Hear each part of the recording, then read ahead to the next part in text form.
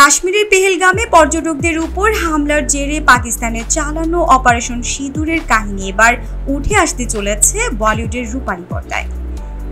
সাম্প্রতিক উত্তেজনার আবহে দেশাত্মবোধক সিনেমার ধারায় নতুন সংযোজক হতে চলেছে এই অপারেশন। ইতিমধ্যে অন্তত 15টি বলিউড প্রযোজনা সংস্থা ও নির্মাতা সংস্থা নাম রেজিস্ট্রেশন করে ফেলেছে। ভারতীয় গণমাধ্যমের প্রতিবেদন অনুযায়ী অপারেশন সিঁদুর নামে এই সিনেমার পরিচালনা করবেন উত্তম মাহেশ্বরী এবং নিতিন কুমার গুপ্তা। গত শুক্রবার 9 মে স্থানীয় সময় রাতে সিনেমার পোস্টার প্রকাশ করেন তারা। অপারেশন সিঁদুরের পোস্টারে একজন নারী সৈনিকের পিঠ দিয়ে দাঁড়ানো একটি চোখে পড়ার মতো ছবি রয়েছে। তিনি ইউনিফর্ম পরিহিত অবস্থায় রাইফেল হাতে নিয়ে সিঁদুর পরতে দেখা যাচ্ছে। পটভূমিতে ট্যাঙ্ক, কাটা তারের বেড়া এবং উপর দিয়ে উড়ে যাওয়া যুদ্ধ বিমানের মতো চাক্ষুষ উপাদান রয়েছে। পোস্টারের উপরে লেখা ভারত মাতা কি জয়।